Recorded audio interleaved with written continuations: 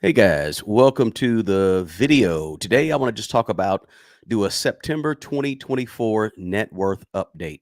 This video is probably going to stay over on Patreon. It may not. Well, it probably will stay over on Patreon just for my Patreon folks that are paid members.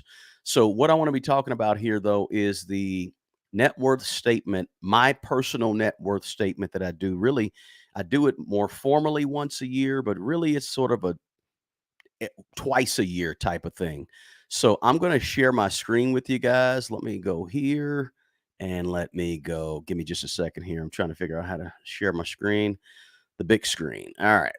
So we can go there or I'll go right here and I'll present my screen to you guys. And I'm just going to go over this thing, guys. And if you have questions or anything over here, you can always reach out to me. I don't mind sharing, being sort of an open book for you guys and saying, hey, this is what I have, who I am, et cetera, et cetera. Actually, I shared that screen wrong. Give me a second here. I'm telling you now, man, I got to get better at this stuff because let's see here. All right, so let's go here and let's actually drag that out of there. Good, perfect. Now when I share it, we will share the window. Bap, bap, be easier. Okay, so this is my specific net worth statement. Okay, so this is exactly what I work off of.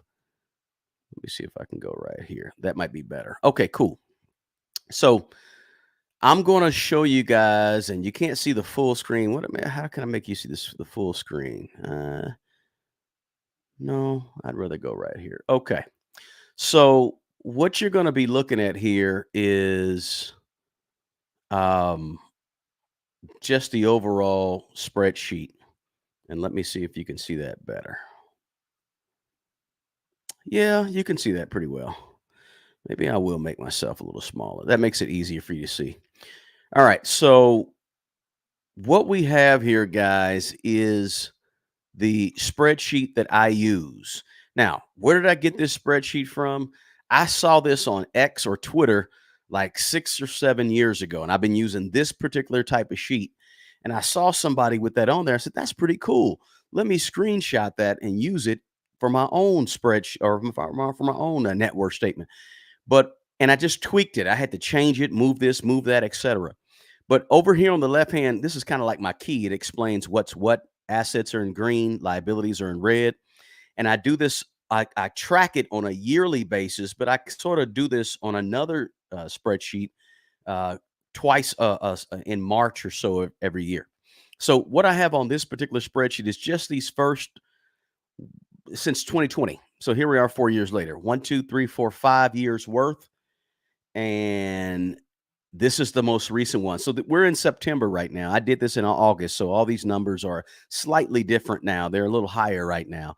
But this is the back side of it. I'm going to go through each one of these things and just talk about them real briefly to share with you guys. This is my net worth and this is how I figure it. So assets minus liabilities. This is really, really important in my opinion, guys, doing a net worth statement. For me, in my opinion, I've been doing one for probably like almost 20 years. But this is really the greatest tool to measure whether or not you're building wealth or you're not building wealth. This measurement of net worth. Now, we know that your income statement or what's called a budget kind of gives you a monthly progression, see how you're doing with your money, you're tracking your spending and all that. But this net worth statement is going to give you a clear financial picture, right? It's going to give you the ability to set some goals. It's going to allow you to track your progress. It's going to help you manage and reduce your liabilities as well as your assets, keep up with what you have coming in terms of your assets, what you're building. It's just going to help you make a lot of important financial decisions and focus on assets, building up assets. Okay. So let me just kind of run through this left side. So in this column over here, these are all of the assets and liabilities over here. And we'll talk about each one of them real quick. And then all I do right here is I got my years. Okay. And I'm not sure if you can see that on what you see on the screen. Um, I guess when I make it bigger, it gets bigger for you. Yeah, I guess that's what happens. Okay. So over here, you've got your each year and your calculation. So, very first one, I'm just going to run down the list. This won't be super duper long, but I'll just run down the list. So this is me. I'm TSP1. My wife is TSP2. So, we both have TSPs, in terms of federal government work. I contribute 15%. Now, this is broken down into, I think, 9% traditional, 7% Roth IRA. So TSP stands for Thrift Savings Plan. And in the thrift savings plan, you pretty much have 5 or 6 buckets that you can put your money, and they really act like index funds, right? So, without going into detail about that, let's just talk about what the rest of these assets and liabilities are. So, that's our retirement contributions. This is our paper assets, what we have on paper. Of course, this has gone up quite a bit here in the last month or two. Some things at Charles Schwab, some things at Vanguard.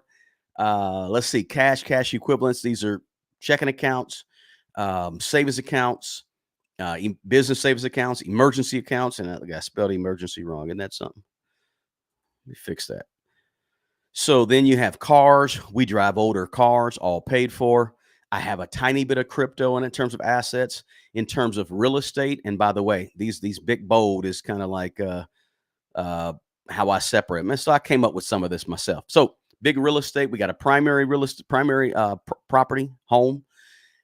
This is what it's what it's valued at. This is what's owed. We have 2 rental properties. What it's valued at and what is owed, right? And then that's it. We used to have some other debts here and there, some states and federal, some student loans, but those things have since been paid off. But I keep them on here because I'm just, I haven't changed it up and got rid of them. But because I have the years when I actually owed on them, I just keep them on the sheet for now. Then we have total liability, total assets in green, total liabilities, and net worth. So let me just kind of run across here, guys. Let me see. Do I have anybody even in here right now? Let's see who we got. Boom, boom, boom, boom, boom. Okay. Mwen, good to hear you.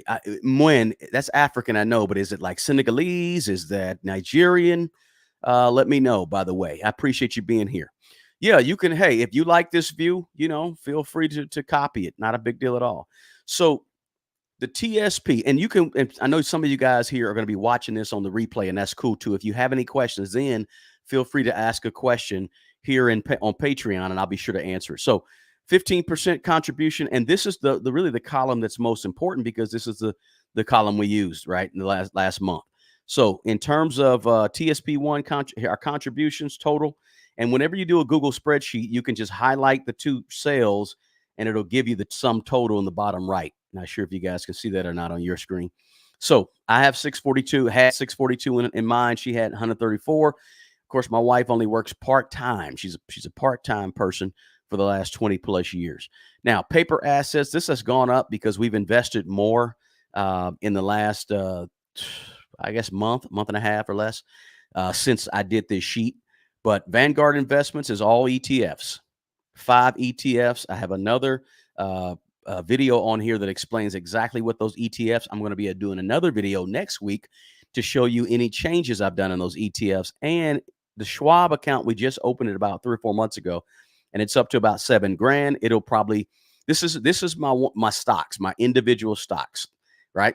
I know it's low, not very much, because I'm taking my time. I'm dollar cost averaging in. The things I talk about with you guys is what I do. So for my job, I'm contributing 15%. But for my paper assets, I'm putting in roughly $900 to $1,000 a month. And oftentimes that's split between my ETFs and stocks, straight dollar cost averaging. And I keep a little small reserve in my settlement accounts at Vanguard and Schwab in case I want to buy some dips. Okay. So by the way, these right here and these are all separate, right? This is jobs, and these are on our own, right? So there's no separate Roth IRA. There's no SEP. There's none of that. This is all I have is exactly what you see on here. So next is cash equivalent. That's just normal checking, pay bills out of that. This is rental business. Now this is the area that I really need to shore up. Okay, I got to get this back because I spent this way down because I had just got a new tenant about 2 or 3 months ago, and I had to spend several $1,000s getting the property ready on one of my rental properties. So for rental properties, I suggest anywhere from $4,000 to $5,000 per property in an emergency. So this is sort of what I would call my emergency fund for my rental properties. And that's why at $4,000, it needs to be more. See what happens here almost around the same time every year, right before in the summertime, I end up having to spend some money on getting some stuff together. So you can see that at one point it was pretty low, but it built up and then it got used down. Then it got used down again in August of 2024, before August 2024. So, business operating expenses. When I say business operating, we're talking about Smart Money Bro LLC. Smart Money Bro as a LLC. There's a business itself where I do all of my personal financial coaching, everything on YouTube. We're an LLC, but we file as an S corp, and so we've got some operating cash in there as well. And really, I like to keep that in sort of a money market, so to speak, as opposed to just regular cash. But we've got a big chunk of reserve in there in terms of emergency savings for my own personal household. So get this: emergency saving for rentals, savings in terms of my operating expenses for my business, and emergency savings for my own personal property. So I have some cash for all of that, right? All of that in case something goes wrong. So I preach to you guys a lot of times on my YouTube channel at Smart Money Bro to you got to have some type of emergency just in case something goes wrong. Be ready, right? So that's the cash that I kind of hold on in terms of being ready in some case something goes wrong. We're there. All right. So and I'm gonna talk about how this has progressed over the years in a minute. So in terms of cars, these cars aren't worth much. This Camry has about 178,000 miles on it. Might be worth $3,000 or $4,000. I always call it low. This 2015 Camry, just got new tires for that, by the way. It's around 10.5 because it's in really good shape. It has 130,000 miles on it, but it's in really, really immaculate condition. Um, so maybe 10.5, maybe 11, maybe 9, maybe 8. But I try to look at the blue books and I was trying to get as close as possible to the blue book based on my condition. And the '09 Camry, this one actually has a rebuilt motor in it actually, and it's up to probably 200 something thousand. But on the new motor with some new pins and new rings and everything in there, it's probably only about 50,000. So, but because it's so old, obviously I call it only $3,000 in terms of. It's tough to give it a blue book value, Kelly Blue Book value when it has all that stuff that's been redone. So I kind of guesstimate this for the most part. Now, crypto, I don't own much crypto, right? When I checked last month, about $655 was my balance. I got a little tiny bit of Ethereum primarily, right? Real estate, three properties, two rentals, and one primary. This is my primary right here. And this is what was owed about a month and a half ago on the primary.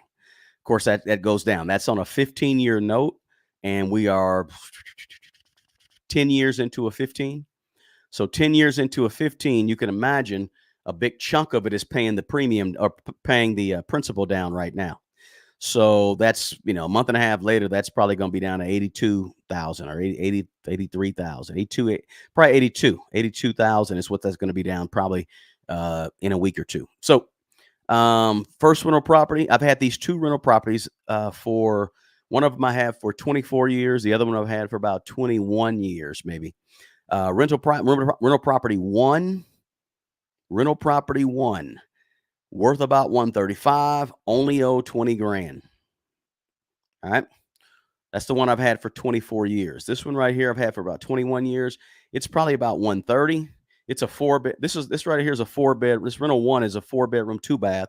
This right here is a 4-bedroom, 1-bath with no air condition, no central air. But it also is a corner lot. And it's probably a nicer home, but it's only has one bathroom, and we still use air conditioners, and they work perfect. Believe it or not, right? I just never needed to put central on. I've had a tenant in there for a long time, and solid tenant too, good solid tenant. Rental one, that's the one I just got fixed up, by the way. So I owe 39,000 on this one, a little more than I want. By the way, these two rentals were on 30-year fix, and I just left them on 30-year fixed, right? I do plan on paying these rental properties off in the next 2 to 3 years at the most, paying these off, period, done with them. So any miscellaneous debt? No, we got totally out of student loan debt about a year and a half, almost 2 years ago. I got totally out of debt, no debts at all. So no debts other than the rental properties. So if I add up all my liabilities, sorry, add up all my assets currently, a little over 1.4, almost 1.5. That's all of these assets added up, everything in green added up. And if you're in, what do you call it? Excel, you can just highlight the cells and do it. So 1.487652 on total assets. Total liabilities today is only negative 146,051. And these are down to the dollar because when I did this a month and a half ago, I called up these places or put them up online, my accounts online, and I looked up the exact specific number for these. Total liabilities minus, total assets minus total liabilities leaves me at 1,347,884. That's 1.3 million 400 1.3 well, $1,347,884. Now, this is not a brag or boast. This is just to say, listen, I always try to be transparent. I did another one of these. If you scroll down here on Patreon, you'll see it. I did it about 2 or 3 years ago. 2 to 3 years ago. So let me just kind of go up here and just show you guys something real quick. And if you have a question, let me know. Feel free. I'll answer it for you. But I want to kind of point out something. Let's see here. Oh, Haitian. Okay. Haitian win. Okay. Oh, French. It's French because Haitian French. Appreciate you being here. Thanks so much. Makes sense. Separate emergency fund for rental property. Yeah, I do keep my emergency fund for rental properties in a whole separate account. So no commingling. Everything I do with Smart Money Bro is handled here. Everything I do with my LLCs for my rental properties, and they are in LLCs, is over here. Separate accounts, separate accounting, and all that good stuff. Okay. So great question. So let me point out this to you guys. Let's look at the growth. Because I did a video on YouTube about 3 weeks ago. And the video talked about how everything after your first $100,000, everything just kind of compounds and it just goes fast. So if you look at my TSP on August of 2020 and you compare it to where it is August of 2024, that's what? 1, 2, 3. That's 4 years. It's doubled in 4 years, right? And all I did was I put 15% of my money in it and it doubled. Sometimes I'll play with these projections out here and I say, wow, if it doubled there in those 4 years, that means in 4 more years, this may double, right? But in terms of my wife, hers doubled too in just 4 years. All right. And she has a small balance, but the way her allocations are inside of the TSP, the stock market's been strong. And if you're not investing in the stock market, you're really missing out on a lot of good things, guys. So we're talking about, notice what happened in 2022. This is when the stock market, the S&P 500 was down negative 18%, negative 17% for the year. So my TSP and her TSP went backwards. See, it went way up before the pandemic. And then right there, stock market had a horrible year in most of 2022. And that thing went down year over year. I lost $43,000 here, right? But I kept dollar cost averaging. Every time I got paid, keep putting the same amount in. Next thing you know, bada bing, right? Stock market turns around. So that's a really good case for dollar cost averaging. So hers went down a little bit as well, and it boosted back up as well. Okay. So in terms of what else? Okay, so you saw with the paper assets. Again, this right here today, a month and a half later, is probably 12 grand. Right here is probably close to 10 grand right now. So even in a month and a half, it's gone up.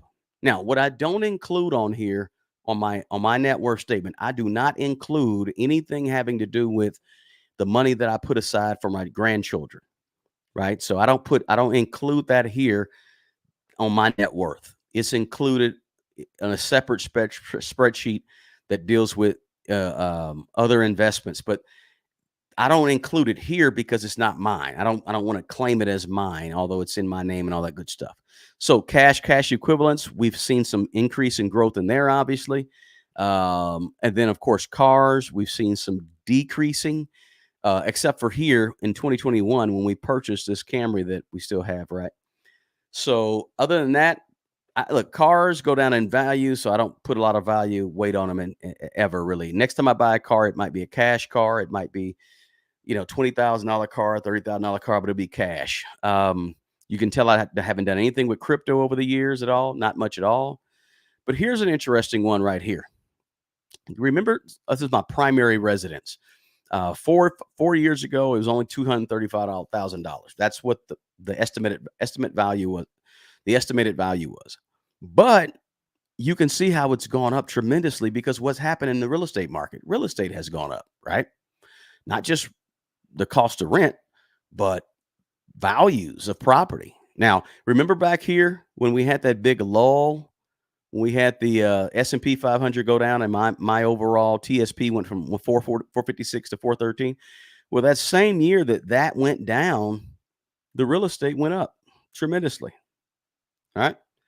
So that's the beauty of diversification and not having all of your eggs in one basket. If you have all of your eggs in the stock market basket, then the stock market goes down, your value, your worth goes down. But if you can mix it up, have a little bit in real estate, a little bit in the stock market, then they can play off each other, right? Very rarely does real estate plummet, and at the same time the stock market plummets, right? I mean, that's called a Great Depression, right? But oftentimes they can kind of offset each other a little bit, which is what happened in 2022. So you can see the value of my property went up quite a bit. My own primary residence that was originally purchased for 187,000, by the way, 19 years ago. It was this property right here that I'm speaking on was purchased for 187,000.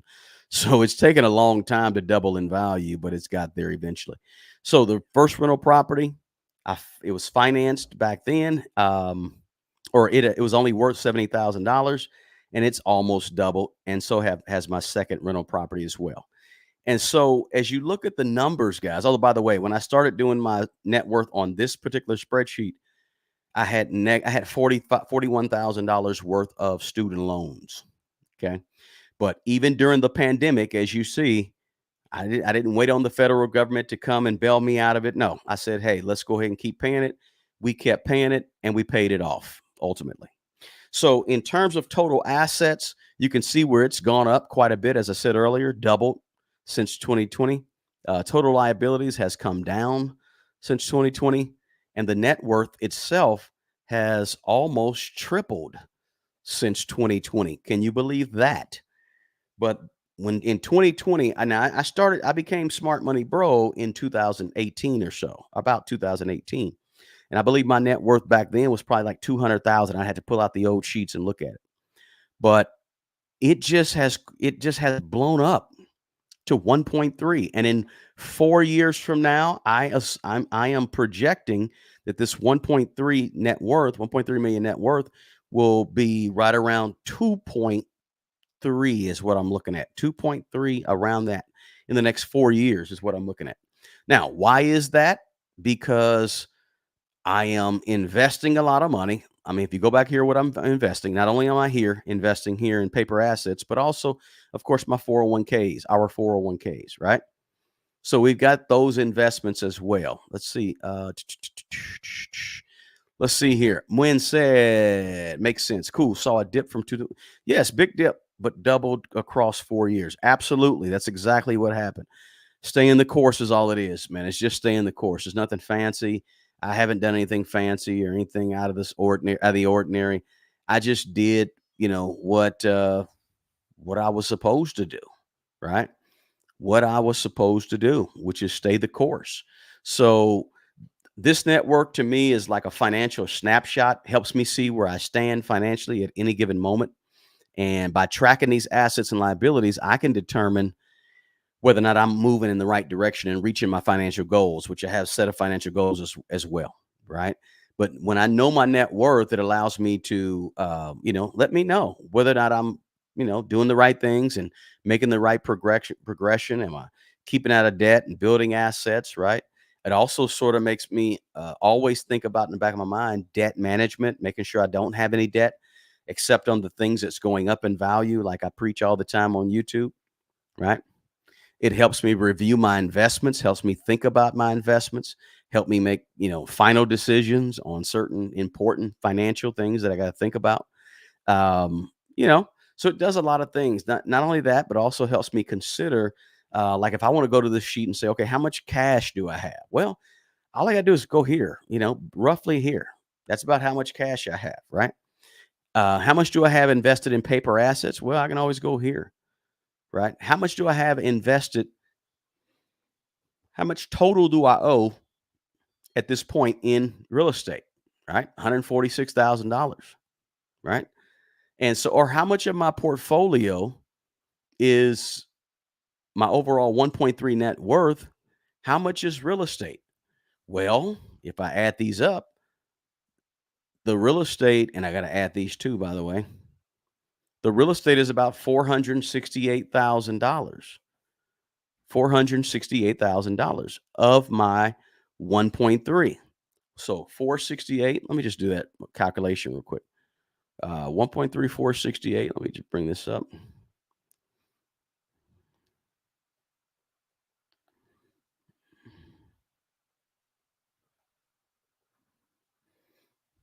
I did it backwards. Hold on. 468 divided by 1, 3. So roughly about 37% of my portfolio is, and there's some, I could do all the math on here. I usually don't do all of the formulas for a lot of times when I do this. I just straight numbers. But the real estate is, 37%. That means that the actual, cash and paper assets is like 63%, right? So I can always do that with a quick calculation on here. And it's just the reason I like this snapshot also is because I can see the progression year to year in one place instead of having a separate tab for each one. I can just look right here and see where I was every August in terms of my personal finances for the last 4 or 5 years. And of course, we'll go to 2025, 2026, 2027, et cetera. Right. So that's really what I wanted to do on this quick video is just kind of give you a rundown of where I currently am with my net worth, right? With the actual net worth that I have. So because I want you guys to understand that just because I'm on YouTube, I'm on the internet, I'm talking about money and how to take care of your money, how to build your money, how to invest and things like that. This is real. This is behind the scene. This is the real stuff that I'm doing, even in my own personal life, right? So this is a part of me. And I want to kind of reveal that and show that to you guys and say, hey, look, and this probably won't be on my big YouTube page. It'll probably stay back here on Patreon for all the paid Patreon folks. But if you ever have a question, feel free to ask. When you said, let's see here, do you recommend tracking net worth annually, twice a year? I recommend at least twice a year. At least twice a year. Why? Because I want to make sure you're checking it out on a regular basis. And the more you look at it, more frequently you look at it, the more it can sort of stay in your brain and stay on your mind, right?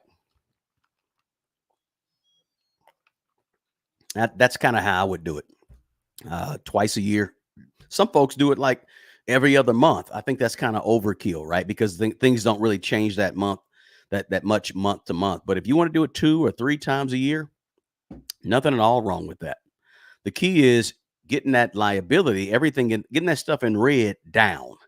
And my goal really is to take this number, the total liabilities number, and it'll get down to close to zero if I end up moving and swapping out primary residences. It will change a little bit. All these numbers will change.